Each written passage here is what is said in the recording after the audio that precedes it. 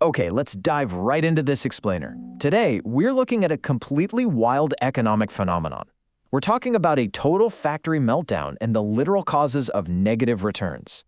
Imagine for a second that you own a factory. Business is absolutely booming, and you need to make more stuff like right now. So the logical step? You hire more people, right? You bring in more hands to get more product out the door. But what if I told you there's a massive hidden trapdoor in that logic? What if there's an actual tipping point where adding just one more perfectly capable worker doesn't just slow things down, but literally plunges your entire operation into absolute unmitigated chaos? Seriously, can adding more workers actually destroy your production?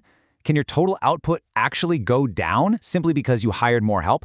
Well, in economics, this isn't just some scary campfire story. It's a very real, mathematically proven phenomenon. Let's unpack the anatomy of a factory meltdown. So, to really get this, we first have to understand the specific trap our factory is stuck in. In economics, we divide time into the short run and the long run.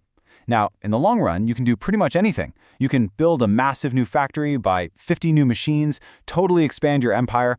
All your factors of production are variable. But our factory today, it's trapped in the short run. This means our physical space, our plant, and our equipment are what we call fixed factors. You literally cannot build a new wing by tomorrow. The walls of your factory are absolute limits. The only thing you can actually change, your variable factor, is the number of workers you cram inside those walls. Now, when you first start hiring, things are fantastic. We call this stage one. The fixed machines you have are finally being utilized properly. Think about it. If you have 4 machines and only 1 worker, 3 of those machines are just sitting there collecting dust. But as you bring in worker 2, worker 3, worker 4, magic happens. You get fuller utilization of your fixed factors. And even better, you get division of labor. Workers start specializing based on their skills. Efficiency totally skyrockets, and your returns are actively increasing.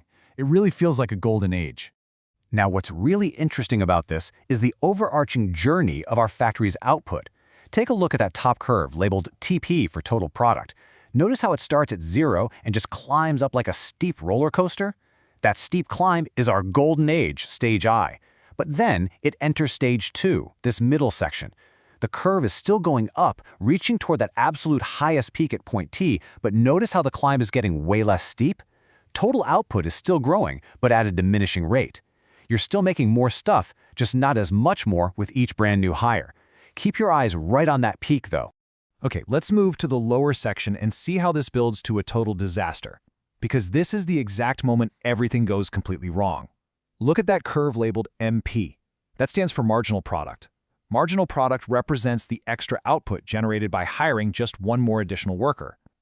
Watch the MP curve as it falls through stage 2, and then, right at point L3, it crosses the horizontal axis and plummets straight down into the negative zone. What does this actually mean?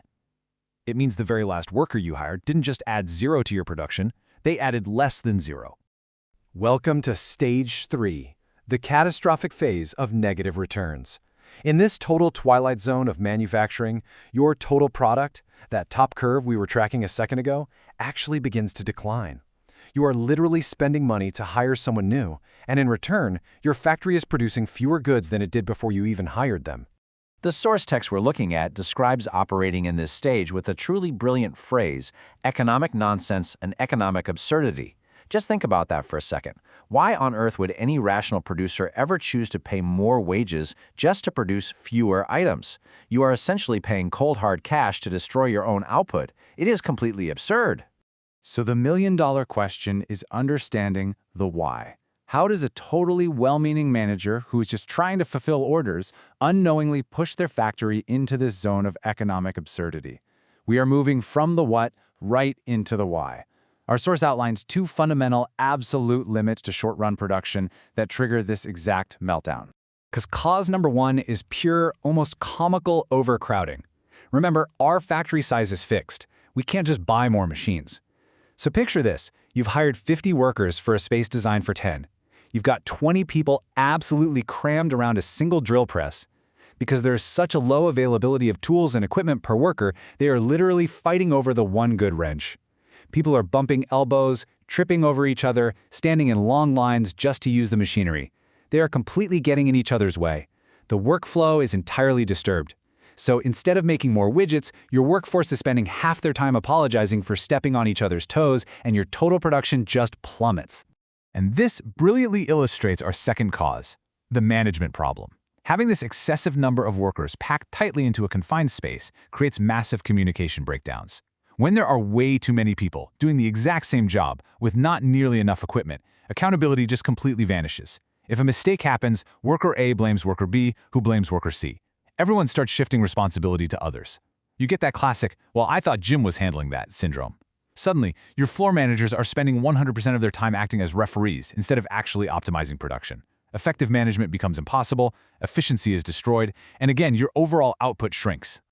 So, if stage 1 is that golden ramp-up where you're essentially leaving money on the table if you don't hire, and stage 3 is that terrifying zone of economic absurdity where you're literally paying people to ruin your workflow, where should you be? Well, a rational producer, as the text reminds us, will always operate in stage 2. Right here, the marginal product, the extra stuff a brand new worker brings in, is falling, yeah, but it's still positive.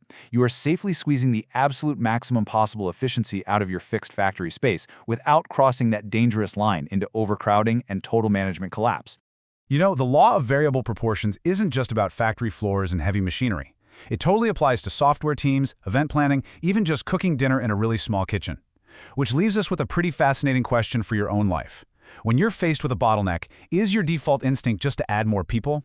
Are you maybe unknowingly pushing your own projects right into the zone of economic absurdity, where adding just one more cook to the kitchen will actually ruin the entire meal? Because sometimes the most rational economic decision you can possibly make isn't to hire more hands, it's to realize your current space is maxed out. Thanks so much for joining me on this explainer, and I will catch you next time.